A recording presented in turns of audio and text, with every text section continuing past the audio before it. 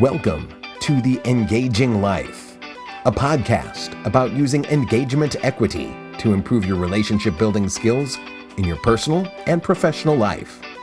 And now, here are your hosts, Brandon Suba and Angela Cheney.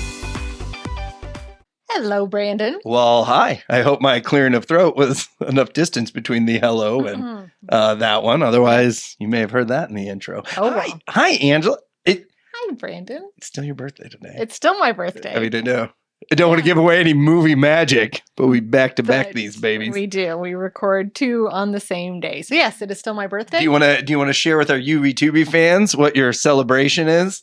I'm having a Diet Pepsi because Whoa. I never, ever drink soda. I don't either. And it's, amazingly, if anybody knows me, I think it might be a little too early to start actually drinking today, which again, That's a matter of opinion. it is. And that's not my usual opinion. But Right. But today you're But today I was like, hey, there's Going one with of these in the caffeine. fridge. I know, and it's amazing when you haven't drank them for a while that they taste better. No, You don't think that tastes good? not really. Oh man, you're not even enjoying your birthday drink. You know what would make it taste a little better? A little rum. Yeah. No, vodka I and do, diet apparently no one drinks.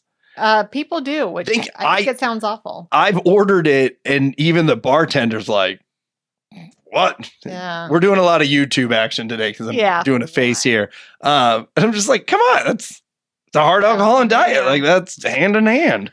I have happy hour plans and I have dinner plans and entertainment plans. Oh my gosh. So I It's gonna be a fun decided, birthday. let's Fun wait. birthday. So a little caffeine now A little to caffeine, get the get the party going. hyper up. All right. So today we are going to be talking about knowing your audience, which is something at Pixel Fire we have been working on a lot because Personally? we're Because you do it for companies, but you guys have correct, been doing correct. it personally. Good for you. Both. We're working on both sides of it. So, realizing, kind of that physician heal thyself. If we don't know our own audience, how are we going to help other people?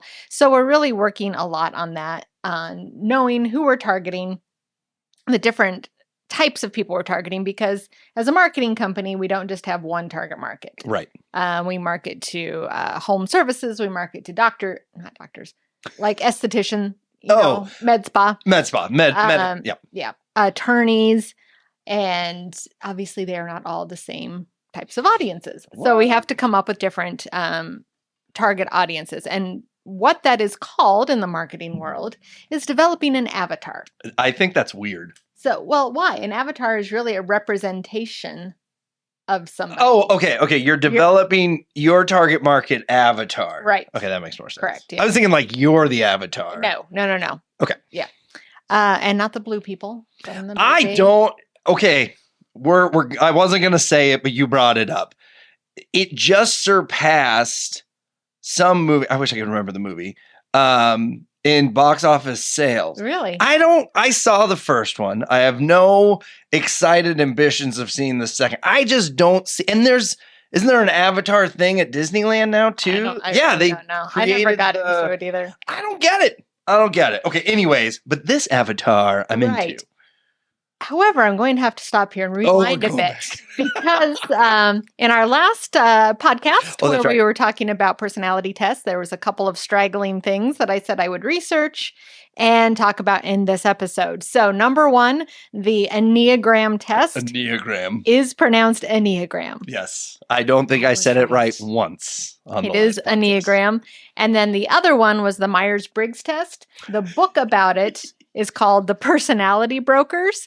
And basically it's about how the Myers-Briggs personality test, and that was the big daddy. That's what started everything when it came to personality testing. And it was written by a mother and daughter who were fiction writers. And They had had no psychology They had background. no psychology background. And so that's definitely on my to-read list now because that is right up my alley in many different ways. So The Personality Brokers, if you want to know how Myers-Briggs came to be, then read that book. So That's so funny. Yeah, I know. No experience. That might be a good one to listen to, Ooh. I think, rather than read. I would love to see a movie on it. It's amazing they haven't done something I would on watch that. a movie on that. You're right. They're running out Yeah. of stuff. I mean, they They made a second are. Avatar, I heard. Okay. Okay, so that was the unfinished business from last podcast. So now let's get to the avatars. How do you do that? How do you develop an avatar? And basically what it is identifying your ideal client. So we have sheets and we've used this to identify our avatars. We use it with our clients who need to identify their avatars. And so the one we were working on last was called Home Services Harry. Oh, I mean, you can give them a name. You know, I think it's good. Yeah. we got Home Services Harry. So what we're doing is taking all of our home services people, and I'm not being sexist, they could be men, they could be women, but we're trying to distill everybody in that group down to one representative person. Interesting. And of course, it's not going to be what everybody thinks, feels, wants, but you do your best. Mhm. You do your best. So you start going down into, let's get to know Home Services Harry. What does Home Services Harry value? And so we start, thinking, and you can talk to a lot of our clients we're good friends with. We Right. go out and we have a beer with them. They're here at our office. So we were able to ask them a lot of these questions instead of guessing, and a lot of them are very family oriented. They value a hard day's work. They value good materials. Mhm. They value a lot of them, Midwestern values, just your typical Midwestern values. So what do they value? Who do they follow on social media? Ew. Oh, That is Wow. a big one because we target people on social media. right. So if we know who Home Services Harry follows, that helps us build ad campaigns on social media that Home Services Harry will see and respond to. Okay. Where do they hang out? And by hang out, I can mean either digitally or physically. Mhm. So maybe they hang out at conferences. Maybe they hang out at center sphere groups. Maybe they hang out on Instagram. Maybe they hang out, So once you identify where they are, again, you can find ways to target them with advertising, or you can find ways to get in front of them physically. Okay, we know that Home Services Harry is in the Remodelers Association. We need to be in the Remodelers Association. Okay. Yep. Okay. Can I ask a question about Of that? course. This has been on my mind. And if we get too far on this, then we can abandon it. It is good to be at the remodeling conference. Right. It is not great to be selling at the remodeling conference, correct? What do you like us selling our services? Correct. Now, Um, if you have a booth or something, different. Right. But I'm talking because this is coming up for me this year. I'm going to have to do these things where I'm going to be in a new market that I don't know a lot of people. Okay. And the one event we've been to, and once again, if I'm so off topic, then we No, can it's we okay. can. The one event that I went to, I got introduced to my ideal client, Yeah. and I word vomited all over him. Uh-oh. Even this morning, randomly I thought of it and I regretted it. And so I'm really trying to dig into, and like I said, it's just made me think of it. But I need to be in that environment, and I need to not sell them at all. But I want to be a step above visibility. Okay, I got you. So this is what is we are actually in the Remodelers Association. Mhm. And Dan is our main representative in the group. And you know what he focuses very heavily on? Recruiting for the organization. Oh yeah, he won an award. And he won an award for it. And so he has high visibility, but it's nothing about Pixel Fire. Everybody knows what Yep. he does, but he's recruiting for the group. So he's selling the group, which everybody's behind because they all want to grow the group. And then just as an offshoot, we're getting a lot of clients out of Okay. it. Okay, So yeah, do kind of an altruistic, help grow whatever organization it is. I like that. Be on boards and that kind of stuff, right? Okay. You're above visibility, but you're not selling your services. Thank you. I'm sorry. I know that No, was not the no, focus, but that's been absolutely top of not. mind. So I'm glad Yes. that we got to iron that one out. Thank you, Dan. 'Cause Thanks, Dan. You showed us what we need to do there. What are their pain points? This is a big one because if you know what your client's pain or your target market's pain points are, you can solve them. And that's really how you sell things. Would struggling marketers, they think they know, right? Like, Uh-huh. don't they assume what the pain points are? I guess in sales too. Or they don't even think of them. They just talk about all the good Oh, things yeah, about that's their right. own What they products. do. Or, Yep. yeah. Yep. Instead of saying, what's the problem that they have? How can I solve it Yep. with my product or service? What do they read? What do they listen to? Again, this is a good way to target them as well as just kind of get into their head. And this one, I think in the actual avatar sheet that you had to fill out, it was who are their gurus, which confused a lot of people. And I was like, who is a home services, a roofer's guru? And of course, all I could think of was Bob Vila. That's a little dated there. Yeah, that was all I could think of. So I did. I was like, I need to go talk to some of my home services buddies. Home improvement. Tim, the two-man tailor, you're walking up. And actually, one of them did say Bob Vila. Oh, wow. And the other one that they said I'd never heard of, but that's good because then we were able to learn. But try and figure that out. And then what are the possible objections to working with you? Because if you can figure that out in the beginning, you can solve it beforehand. You can be proactive about it. So like with Home Services Harry, one of his objections could be, I can just do it myself. Or it could be, I've got all these pictures and everything on my camera. It's just going to be too much of a pain to get everything to you. Okay. Those are things we hear a lot. And so you can get ahead of those and we've got a Dropbox that you can easily just swipe them all and put them all in, done, or we can say, yeah, maybe you have time to do this yourself in your off season. What happens when you get busy? Yep. So once you're able to, it's just a lot easier to deal with an objection when you know what it's going to be, as opposed to something flies at you out of the blue and you're like, oh, well, I'll get back to you on that. Well, and good salespeople, they focus on the objections. Like what I believe is too many people focus on, like you said, how great our product is, what it'll do for you, all that. About you. Where you should spend minimal time on that. Yes. Where it's the objections that you take on and it's knowing the answers before it's even asked. And developing that doesn't mean you're stuck with this. I wanted to put that in there. You do have to be flexible because your business changes, the economy changes, technology changes, and your client changes. So it's kind of an ever evolving process. Yeah. Just because we have Home Services Harry now does not mean that 10 years from now we're using the same avatar and doing the same stuff, because this is something you're going to have to revisit on a regular basis. So be flexible. So now that you've got your avatar, how do you use it? What do you do with this thing? You can use it to help tailor products and services. So again, this is being kind of proactive rather than reactive. It's not saying, this is what we sell, let's go find the people who will buy it. It's, let's see what they want and create that product or service. So it's kind of switching that around. Yeah, I like that. And not to say that, oh, they need a new truck, we're going to sell trucks and we're a marketing company. It's not like that. It's not like that. It's more, their pain point is they don't have photography. Maybe we need to have a service, inside your wheelhouse. Right. And a lot of the times too, it might be they need this. We can't provide this. We don't want to provide this. Let's find a nice partner that we can suggest they use and work with them to provide this. Because that's always better than saying, why don't you go here? Then they go somewhere else and then they take our business because they have somebody they work with. It's better to be like, oh, we have that, as a contractor. They're still with us. It's still through us. We look like the ones who did it for them. Oh, yep. But we're not going outside our wheelhouse. And that is where you hear the stories of referral partners. And sometimes I think the groups are too surface level, but that's you've done the time, you've earned the credibility, and now you're sending a business. And you trust them. I think that's a huge piece.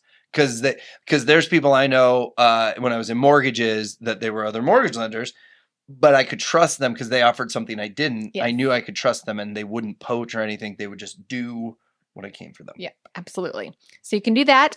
A big one is which messages and calls to action to use with them. So for your marketing, we're marketers and we market. We're marketing marketers, but we're also helping other people market. So for example, if we know that Home Services Harry, one of his pain points is he's got no time. He's working 12-hour days. He never sees his family. This is a huge issue with him.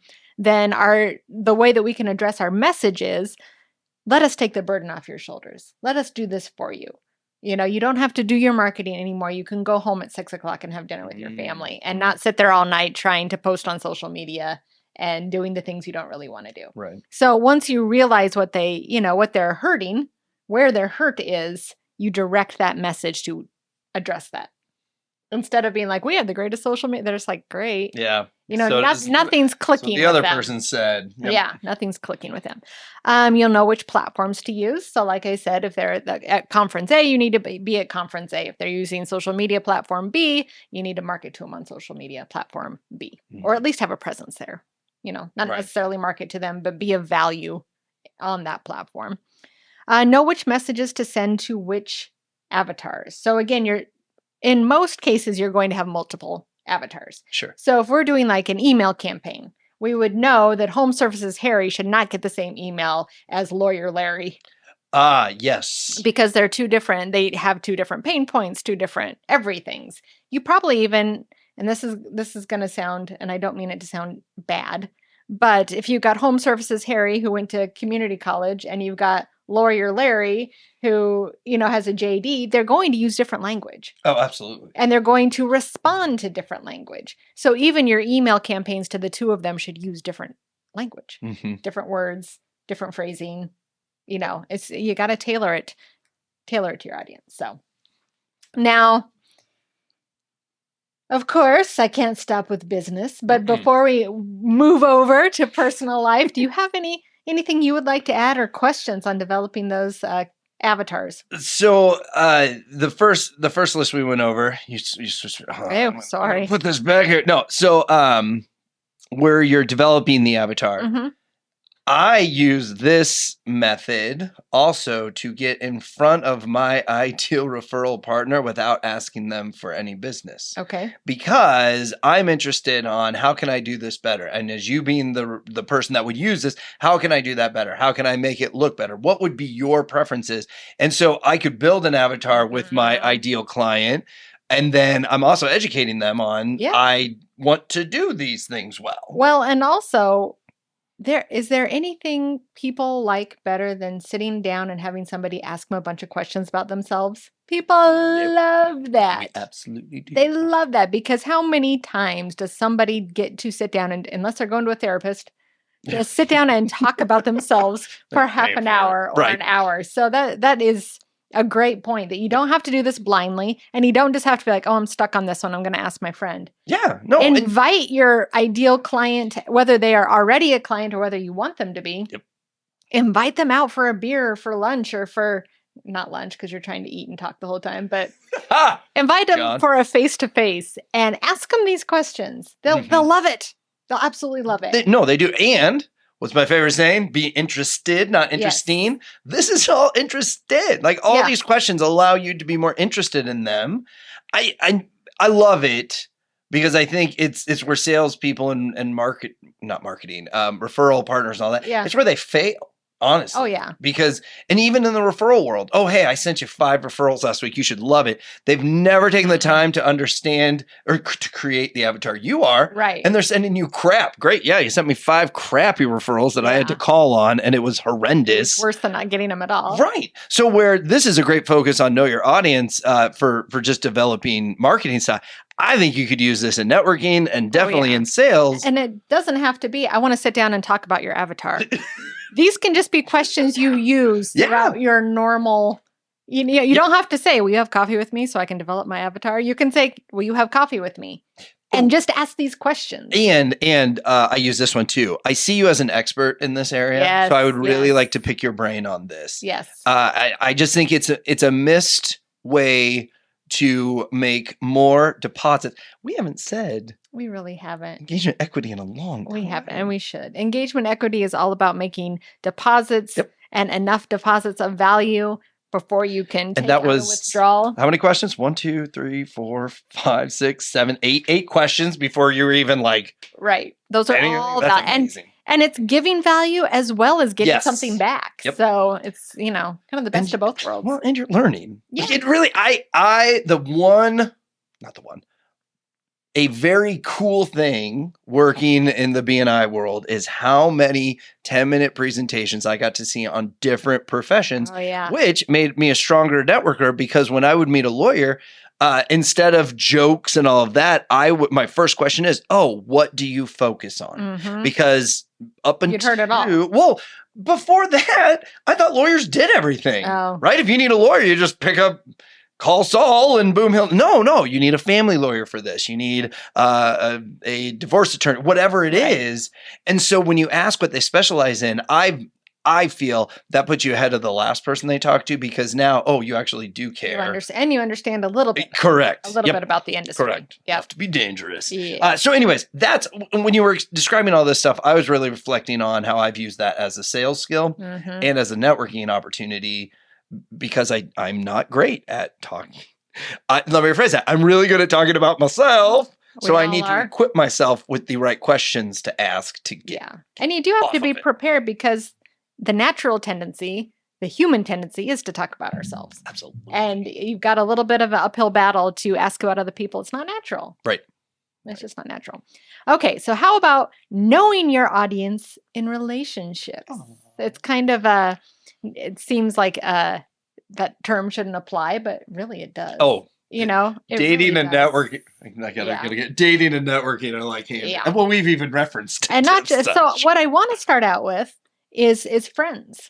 Actually, not a significant other relationship, but your friends. So knowing your audience with friends, and this is something that with my past, I've had to really figure this out, because I always gravitated to one friend, where it was just her and me. We were together. We were the whole squad. Thunder Sisters. Yeah. And thinking we could fulfill all. It's just like thinking that your spouse can fulfill every single need, which is not a recipe healthy. For disaster. Yep. It's codependence. It's a recipe for disaster. So when I got out of that pattern and started to develop a group of friends, it took me a while to start figuring out they all are not supposed to be everything to me. Because I would get upset. She can't even have a conversation. She talks about herself all the time. We can't stay friends. Until I realized, I'm like, wait a minute.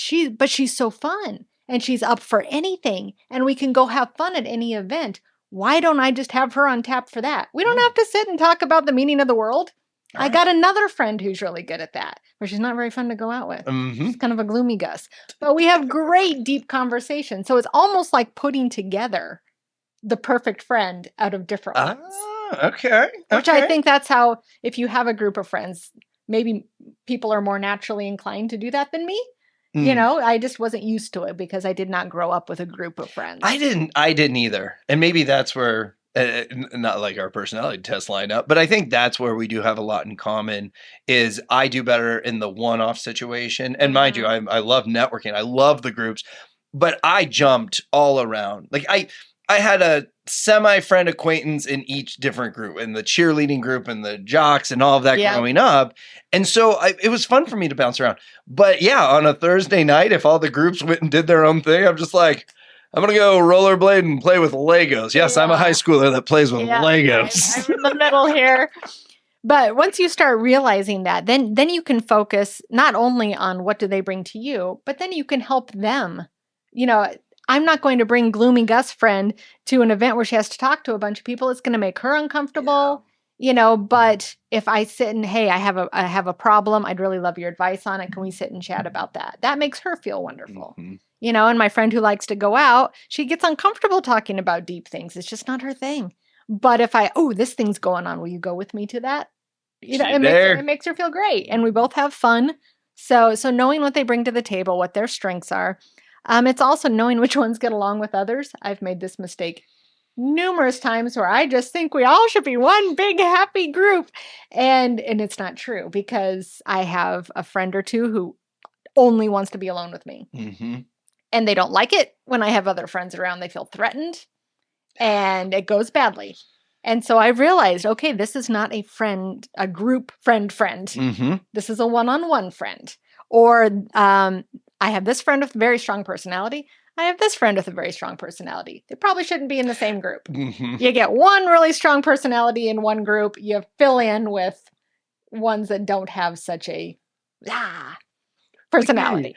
I see this a lot raising my kids. Yeah. Because Charlotte's 4, still in daycare, and I swear you throw them in and they're just like, hey, we're friends. Yeah. Where now Isabel being in 4th grade, she has a friend that when they don't have school and stuff, they're always together.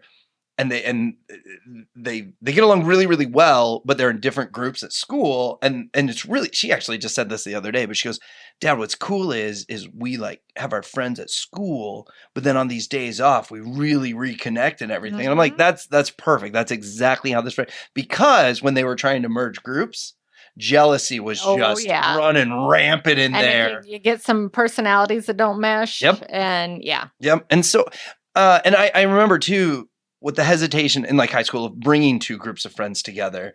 And at one point in my mind, I'm like, well, they can just all figure it out. But no, it really is trying to bring personalities that are just going to clash. And that's not always there's nothing to figure out other than keep them away from each other.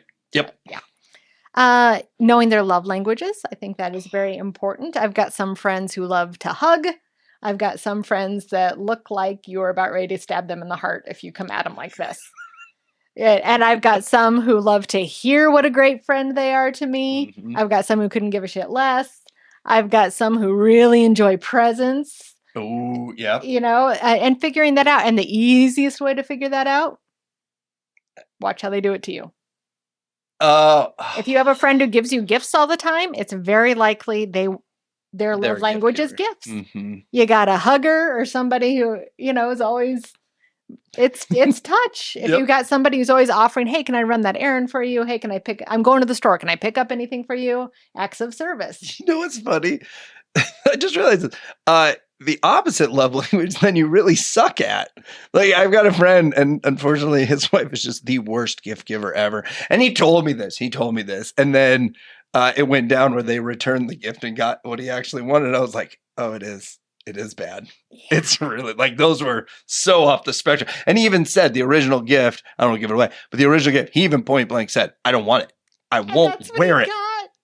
Because she was like, oh, he will. He's gonna yeah. Yeah. And it didn't work. So so learning the love languages and learning how to appropriately, just because my one friend is a touch doesn't mean she wants goosed, by me, or just because his is a gift language doesn't mean he wants shitty gifts. So you do have to, I'm trying to think if I've ever goosed a friend. I'm sure I have. Goosed, I would assume girls are more likely to do it than guys. See, because I'm super sensitive about that. Butt slappers. You got butt slappers. Yeah, I'm not. Yeah, yep. I'm not a butt slapper. I know many. Back slapper. I am. Okay, with other dudes. Yeah. What event was I at? Might have been my work party, but I think I hit this guy's back way too many times because it was just in where the conversation was, and him and I were vibing. I'm like, Are you? Yeah. Is physical touch one of your high ones? It's like, is it? Okay. It's like my number one. Okay. I'm all about it. That's how Ty Bennett and I became best friends, is because he is too. We talked about it when he was presenting. No, he was the presenter. But we connected that way. So Ty, if you want to give me a call, I'm available. I'm sure you watch every podcast. Wants to make out a little bit. Thanks for the support. Yep. So he's got like 20 kids. I don't think I stand a chance. Probably not. So that's friends. I love talking about friends because it's ever evolving, as I get hopefully better and better at this whole friend. I'm 46 years old. Whoop, cat's out of the bag. And today. Wow. Look at that. Wow.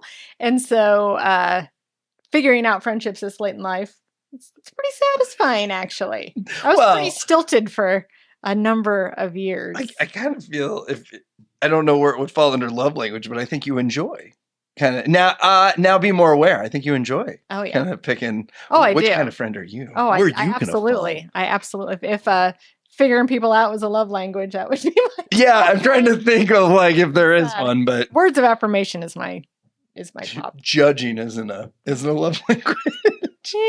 I know some people that love doing that. Oh yeah, that's I don't even know what that would be called. Okay, so now let's take it to your significant other and knowing your audience. Your audience is your significant other, right? Well, so knowing your audience with your significant other means knowing them and accepting them for who they are, not who you want them to be. Nah, that's hard. Nah. It's really hard. It is. So one of the big things is understanding their body language. So knowing your audience, knowing your significant other, they're not going to tell you stuff that you need to know all the time. Some are better than others. But understanding their body language. There was a study conducted by UCLA that showed that only 7% of communication comes from the spoken word. Oh, yeah. Totally. 7%. Totally And if you're understand that. completely oblivious to it, you're going to be effing it up all the time. You're going to not know, you're not going to be able to read the room. Right. And by read the room, I mean read your spouse. I am deathly scared to cross my arms anymore. Oh, because it means you're mad? Yeah, no, because and I'm doing That's it on the YouTube. impression. That's the the I'm perception. not listening. I'm a standoffish and all that. And obviously, I don't want to be that guy. But sometimes, like, it's cold in the room, so you cross your arms, and then I'm like, it's a habit. oh, I'm sitting in a room with 5 other people, and we're watching this presentation. I'm like, I don't want to cross my arms to you, but I'm really cold. Yeah. But that's one I'm almost trying to like eliminate it, honestly, because I hate it when I do it. If I do it though, I do this. Okay. Number one, because she's rubbing her arms. If you're just listening, she's rubbing her arms to warm up. For numerous. Number one is because I am cold. I believe that, yes. So a lot of the time, and now it's just become kind of a nervous habit. Oh. I'll do that, or I'll rub on my leg like that. I have some tics like that. My nervous habit. I'm lucky. I got a tooth pulled in my back. Yeah. And so I put my tongue in that spot. That's my nervous habit. That's good because nobody can see. You can't see it. All mine are visible. Yeah. And it's funny. My dad had one, and I would see it all the time because we drove a lot together because that was his job, and I worked with him growing up. He would take his shirt sleeve and just work it between his. Really? And I mean, sometimes he would do that for like the whole drive. Wow. And it was, I identified that. I was just like, he's thinking about something. He was nervous about something, or, just nervous tics. And I think that's probably how some of mine have developed because they're kind of that same rubbing on clothing. Anyway. So when you read body language, you'll know when your significant other is maybe not in the mood for something. So they're not in the mood for conversation. This is a big one. My husband can get very silent. Of course, as an empath, I always think he's mad at me. Of course, naturally. And a lot of the times grew up a very solitary person. Okay. Needs a lot of his own space and not just physical space, head space. He's always felt the need to entertain others. And so we're trying to get over that. And I'm not much of when I talk, I want to talk about something. I'm not God, I went to the store and blah, blah, blah, blah, blah. I don't do that. And so when I'm talking, I want a response. I want us to connect. I'm not a talk adder. So if I'm talking and he's giving me the nothing, I get mad. But if I can read the body language, be like, he's just not in the mood for this right now. We can silently do our own thing and that's okay. But also, I need to be able to read when he is up for connection because I need that. And if I can see when that time is right, then I can get all I need right then. But if I don't realize it, sometimes I don't capitalize on it. And then like the next step, like he was totally in the mood for connection and I was off doing something else and I missed it. I missed my window. My one chance. But if you can read that, you can kind of see, and not that you should always be, well, they're not up for connection right now, so I can't have it. Right. It's not about that. It's not about putting yourself last, but it's also about being smart. Yes. Because you're going to be beating your head against a wall if you come home, your wife's really not open to she had a bad day or whatever. You just leave her alone for a while. Yep. Yeah. No, and she's more introverted than I am, and that took a while too. Like when we have our disagreements. And actually, I heard this somewhere.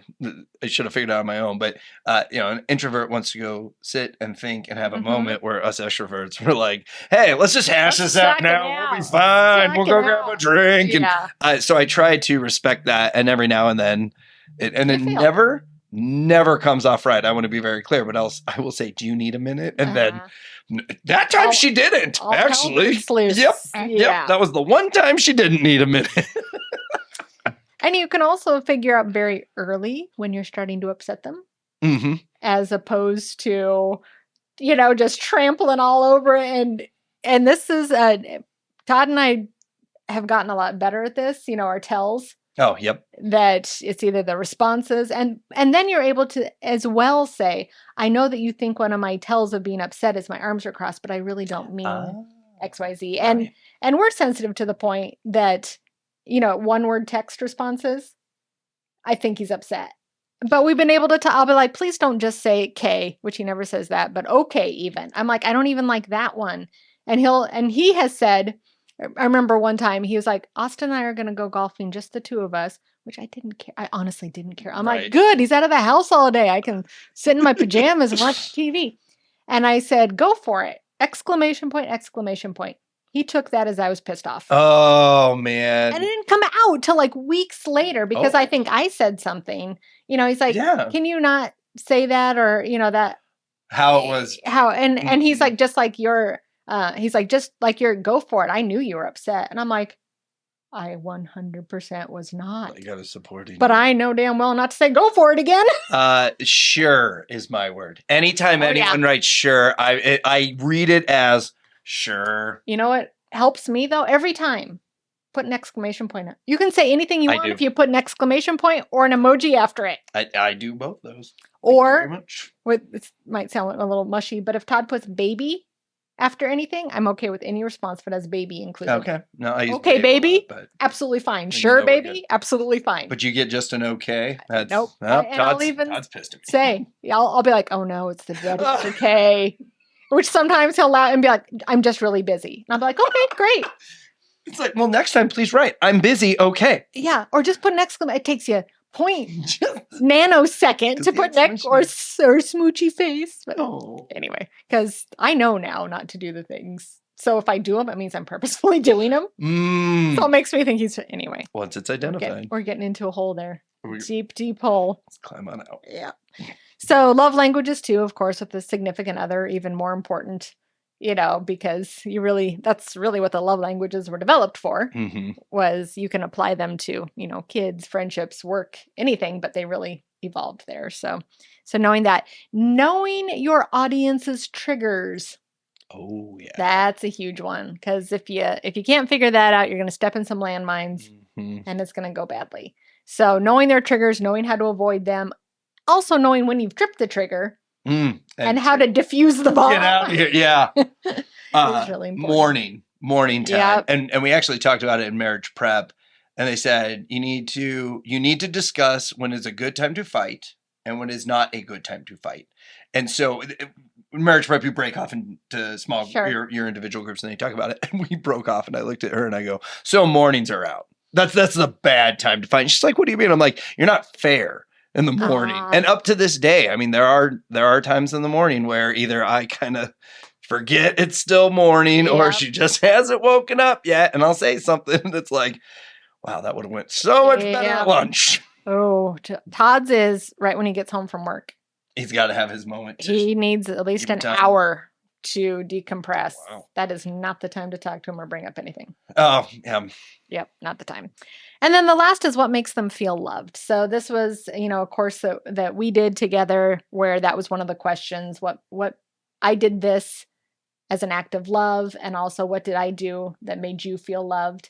And we've gotten better about just saying it spontaneously. You know, hey, when you did XYZ, that made me feel loved. You know, he put air in my tire the other day. I was like, when you put air in my tire, that made me feel loved. So not only expressing that, but knowing what makes them feel loved, because that goes back to the love languages. And I know, you know, Todd doesn't feel loved when I tell him I love him because he thinks it's too easy. It's cop out. Right. And what he wants is that, you know, make his favorite cookies. I was going to ask if you made the cookies lately. Oh my God. So I was going through episodes and I saw that one. I was like, oh, I should ask. So I did very, very, very good at making cookies. Okay. Over Christmas, I bought a Grinch cookie jar, which I love more than anything in the world. And after Christmas, I was like, I have to get a different cookie jar because I can't leave the Grinch out, but I have to have something for cookies. So I found a Hedwig one. Hedwig, the owl from Harry Potter. Oh my gosh. It's beautiful. Is it cool? It's super cool. Does the head come off? No, it's it kind of ends on like a top and then the top pops off. Yep, got it. And I was like, oh, I'm so excited about this. Made some cookies. Next day, I need you to stop making cookies. It's going on one of his health kicks. Oh, we even did an episode on it. I know. And I'm just like, whoa. We all know. And I just bought a new, I'm like, what am I going to put in Hedwig? But money. Stash money. Knowing what I know, he'll want them again. We'll be back. Yeah. So we'll be back. But yes, I kept up on my side of the bargain. Nice. And I continued to make the cookies. I cannot remember what I asked him to do. And to stop putting his dirty socks on the floor and his shoes. which we switched his man cave to downstairs. Okay. So that kind of resolved itself. I still have to go down there to work out, but I just block it out. All those At least it's not up in my pretty living room anymore. you know what? Liz and I have been married for 12 years. I've evolved to where now I put my dirty clothes on top of the hamper. I'm You're not getting there. ready to put them in. You're but getting there. I'm the guy because like my side of the bed is the furthest away from our bathroom, so I'm like putting them on the windowsill and all that, and now I've evolved to where they get to the top. But every now and then I can hear her lift it and throw it in there. Mhm. We still got our pissy moments. Yeah, well, I've thrown some shoes down the stairs. Oh, have you? Oh yeah. Toss some socks. All right. So knowing your audience, it's not just about your business, but that's the big one. Mhm. Even though I probably spent less time on it, that's the big one. Develop your avatar, know who you're selling to, address their pain points. If you need some help with that, hey, the people at Pixelfire would be happy to help you. Booyah. And then know your audience in relationships. Know your friends. Know your significant other. We didn't even get into parenting. That's a whole nother can of worms. Yeah. Bag of monkeys. So I got to say this really quick. Okay. I was researching funny terms, like the cat's pajamas and, yeah. stuff like that. And one of the terms was the monkey's eyebrows, which I thought was fantastic. But for some reason, because my daughter's almost 16, she's a pissy teenager sometimes, Okay. and she can't tell you why. So for whatever reason, I developed this. When she's like that, I say, the monkey steal your eyebrows. Is that the saying? The monkey steal your eyebrow? No, the term is the monkey's eyebrows. So like, hey, that's the cat's, but that's really cool. That's Oh my gosh. That's the monkey's eyebrows. So I say to her, the monkey steal your eyebrows. Try and get a smile. I can out of only her. imagine how well that goes over. It has to go over well every time, right? Yeah, Yeah. I never get the smile. Does that mean I've stopped doing it? No, it does not. We're parents. That's It's our, right. It's our jobs. So thanks for listening. We love reviews. We love shares. We love all that good stuff. If you have any comments, we'd love to address them on the show. Absolutely. So please let us know. But until then, we will talk to you next time.